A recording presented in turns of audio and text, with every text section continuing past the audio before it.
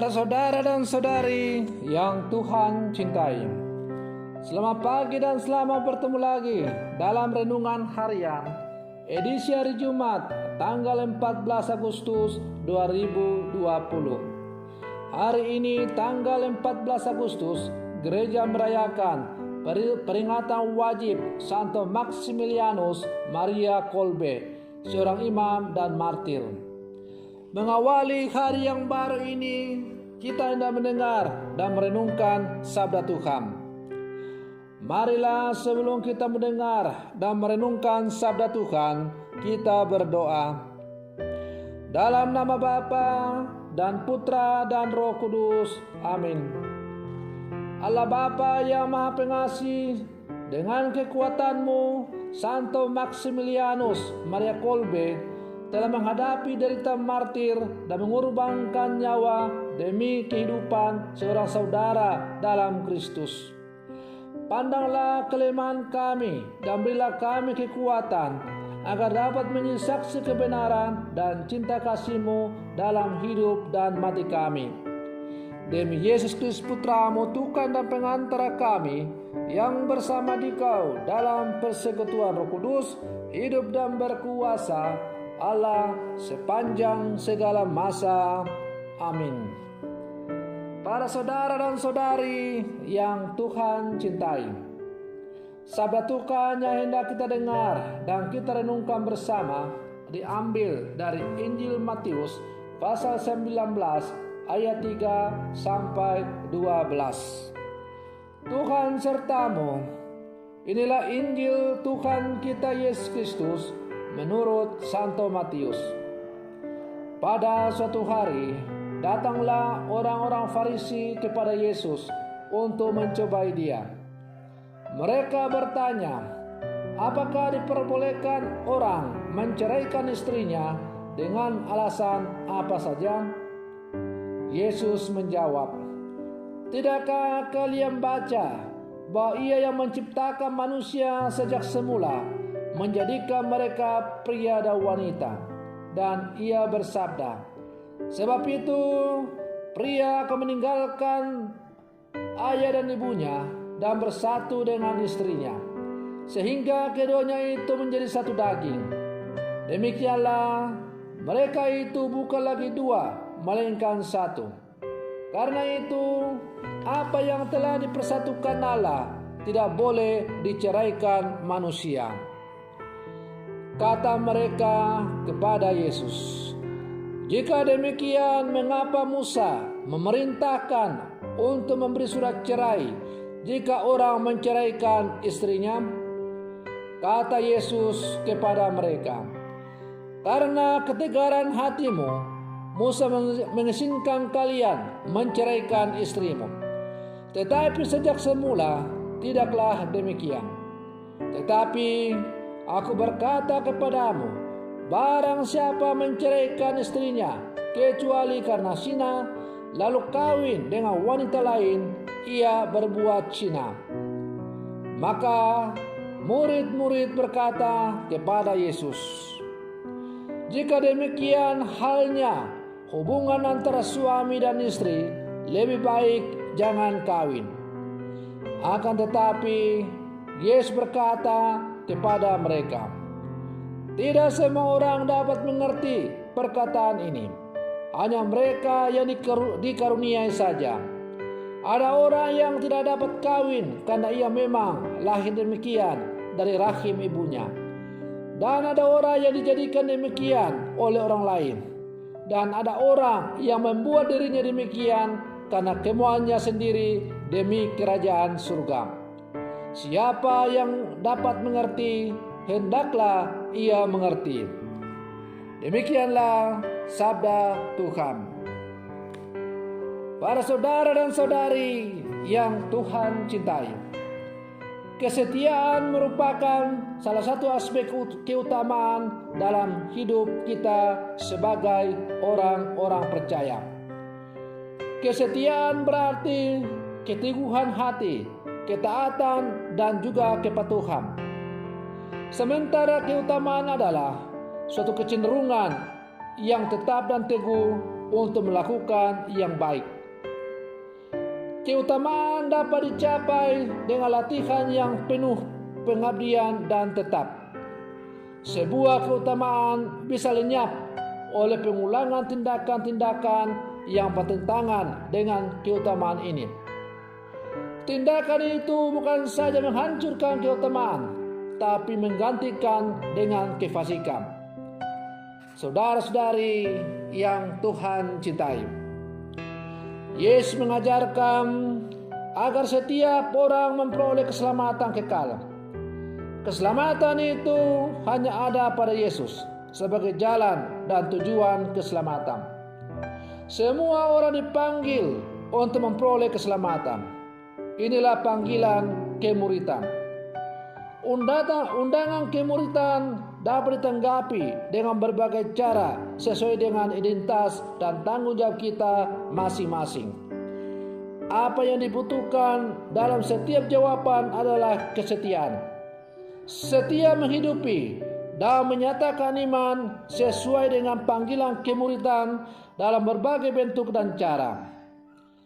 Para saudara dan saudari yang Tuhan cintai, salah satu bentuk kesetiaan yang diajarkan oleh Yesus kepada kita adalah kesetiaan suami istri dalam menjalani kehidupan sebagai orang yang membangun keluarga.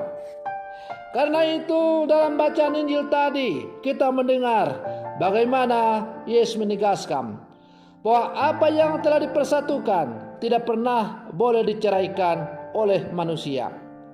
Ketika orang-orang Farisi ingin menguji Yesus dengan mengatakan, mengapa Musa mengizinkan orang menceraikan istri dengan memberikan surat cerai? Maka Yesus dengan tegas menjawab, tidakkah kamu membaca bahwa Dia yang sejak semula menjadikan laki-laki dan perempuan?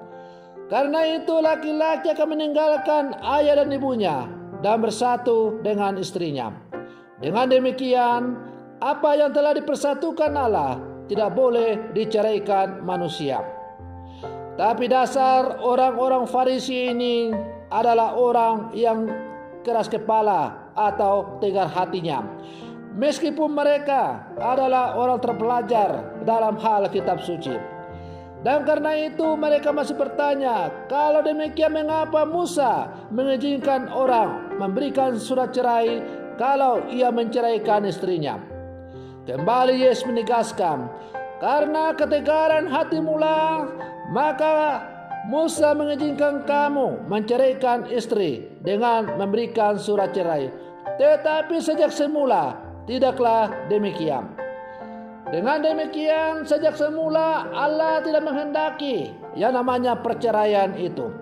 Karena perkawinan adalah lambang perjanjian Allah dengan manusia. Karena itu, sebagaimana perjanjian itu hendaknya kita setia mentaati, Allah selalu setia dalam perjanjiannya. Maka dari pihak manusia dituntut juga kesetiaan untuk setia kepada janji yang telah diucapkan itu. Nah, kesetiaan kepada Allah itu lalu terungkap dengan setia pada janji perkawinan yang telah diucapkan. Para saudara dan saudari yang Tuhan cintai, karena itu keluarga atau membangun hidup keluarga berarti menjadi rekan kerja Allah untuk meneruskan kehidupan di muka bumi ini. Allah menghendaki untuk kita mengembangkan kehidupan baru di muka bumi ini melalui kelahiran baru anak-anak Allah. Maka sebagai keluarga Katolik, kita diajak untuk selalu setia pada janji perkawinan yang telah diucapkan. Janji itu adalah lambang hubungan Kristus dengan gereja. Janji itu adalah lambang hubungan Allah yang mengikat perjanjian dengan manusia. Allah tidak pernah mengingkari perjanjiannya, tetapi manusialah yang terkadang mengingkari perjanjian itu. Maka melalui membangun hidup berkeluarga, kita diajak untuk merenungkan bahwa hendaklah kita selalu setia pada perjanjian dengan Allah itu. Para saudara dan saudari yang Tuhan cintai, dalam bacaan Injil tadi kita juga mendengar bagaimana kata-kata para murid. Kalau demikian halnya hubungan suami istri yang begitu rumit, sebaiknya tidak perlu kawin.